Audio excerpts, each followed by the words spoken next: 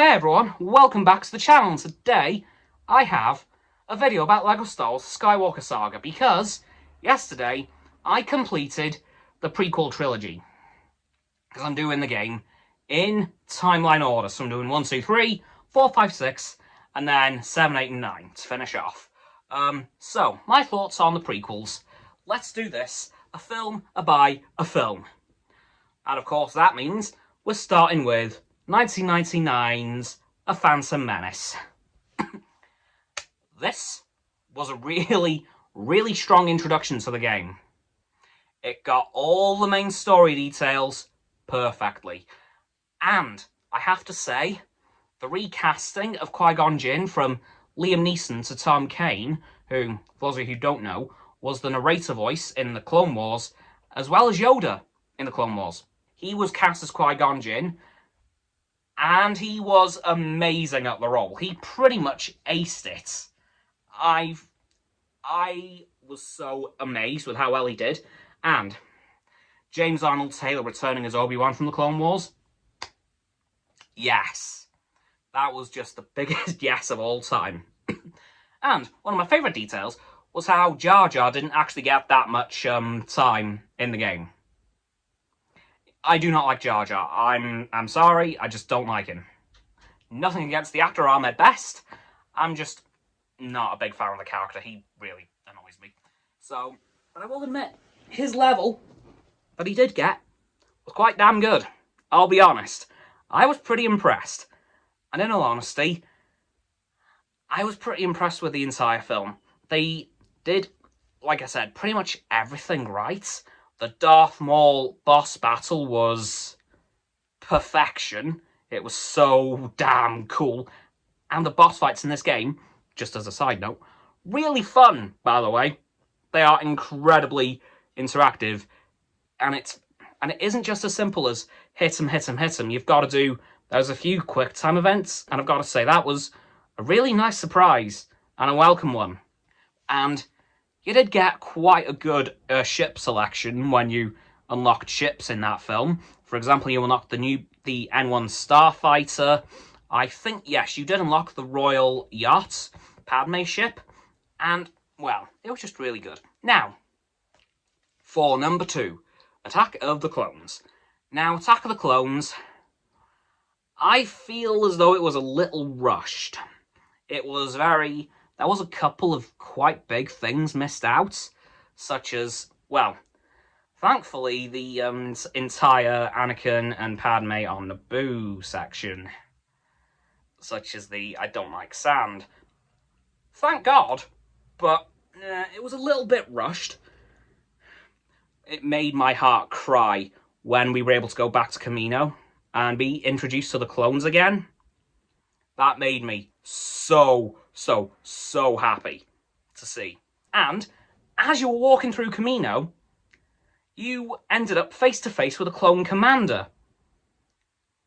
And he was the only one that I saw, so I wonder if that was Commander Cody. Who knows? Because he didn't actually say anything, he just looked straight at Obi-Wan. So I was thinking, hi Cody? Maybe, possibly, who knows? The Geonosis battle was pretty good. It wasn't perfect, by any stretch of the imagination, but it did all the important things in the right order.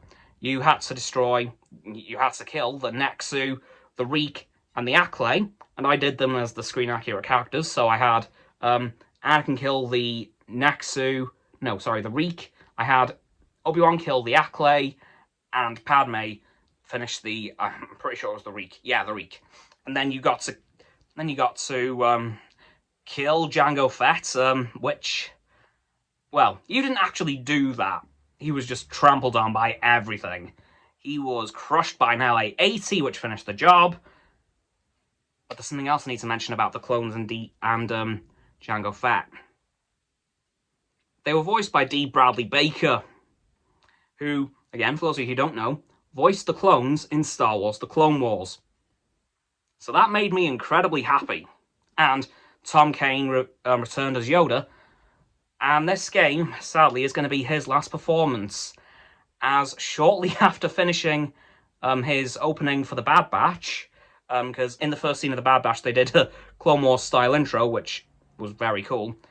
He sadly had a stroke, and he can no longer speak, so this game is going to be his last performance, which is really sad, honestly. And just want to jump back to another voice actor returning, Matt Lancer, playing Anakin, yet again, from the Clone Wars, as well as Kat Saber as Padme. They've pretty much just brought back the entire Clone Wars cast for the prequels, and honestly, I'm good with that. I'm very much okay with this. What I'm not okay with is Revenge of the Sith. It hurt. I'm going to be honest. It was good, but it was painful. Because, once again, much like Attack of the Clones, slightly rushed. Although, thinking about it, there wasn't that much really in the film. Like, you pretty much went straight from crashing on Coruscant straight over to Utapau. Really, like, there wasn't much happening in between, except for the whole Jedi Council situation. But, like, again, they got all the important story parts, and they did include all the important lines that you needed. But the thing that really hurt was, of course, Order 66. Because as we all know, I'm a Clones guy. I love the Clones. They are literally childhood heroes of mine because the first thing I ever watched Star Wars-wise was the Clone Wars movie. And to see Order 66 again, for the 4th time in 2 years, broke me. And especially having to kill all those clones. Because not only did you have to kill some on Kashyyyk, oh no. When you went back to Coruscant as Obi-Wan, there were some Coruscant guard troopers waiting outside the temple for you. It was painful. And hearing D. Bradley Baker's voice as the chipped clones, it was just painful to hear that again. like, I think they're showing all of these Order 66 repeats to show us what they have to be redeemed from in the Bad Batch. Like, I think that's what this is leading towards, because I'm still thinking there's going to be a redemption, but it hurt to have to kill all those clones again. Yeah, it was painful. And we finally have a Phase 2 Commander Cody, which has never appeared in LEGO before. There isn't even an official minifigure of him, but now that he's been included in the Skywalker saga, I've got a very, very, very good feeling that he's on his way. So, yeah, that's great.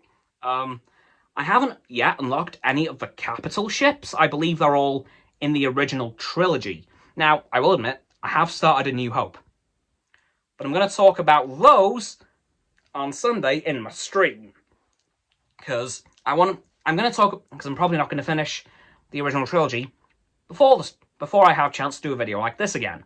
So, I'm going to be talking about the prequels now, the originals in the stream, and I'll probably do a sequels video next week. Because that's when I'm probably going to finish the sequels Tuesday, more than likely. Honestly, so far, this game is incredible. Some of the films have been a bit rushed, but I can imagine that, fitting 9 films into one game isn't going to be easy. And also, one general appraisal of this game, you only get the Star Wars theme tune 1 time per film. Because in the original complete saga, you had the Star Wars opening crawl every time you did a mission. So 6 times per film. Times that by 6, that's a lot of times. But now, they've decided, nope, we're only doing it at the start to make this feel like a legit Star Wars film that you're playing through. So I'm very happy about that. Anyway guys, that's going to do it for this video on the prequels in LEGO Star Wars The Skywalker Saga. So, don't forget to like this video, subscribe to mine, Roxanne's and Frost's channels. Their links are in the description. My sub button is down there. Here, that big red one, unless you've already subbed. Then it's grey. Thank you for that, by the way. And once you've done that, don't forget to click all 3 for bell icons to get all 3 sets of our notifications. Comment as well, because why not? And let me know what you thought of the prequels in the LEGO Star Wars The Skywalker Saga, and which order you're playing the game in. Are you doing release order, timeline order, or are you doing the sequels first? Once you've done that too, don't forget to follow me on my social medias. They'll be in the link tree in the description, of course. Don't forget as well to check out Roxanne's website and Frost's Instagram. I'll be going on stereo either tomorrow or on Sunday, depending on when this video comes out, because I think it's going to be coming out on Friday, because my brain's a bit frazzled at the minute.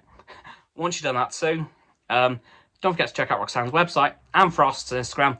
The links are also in the description below my link tree. And lastly, please don't forget to share this video with all of your friends so they can join the infinite loop of liking, subscribing, a commenting, a following, and a sharing, and around and around and around that loop. And I will see you guys tomorrow with another video. Goodbye!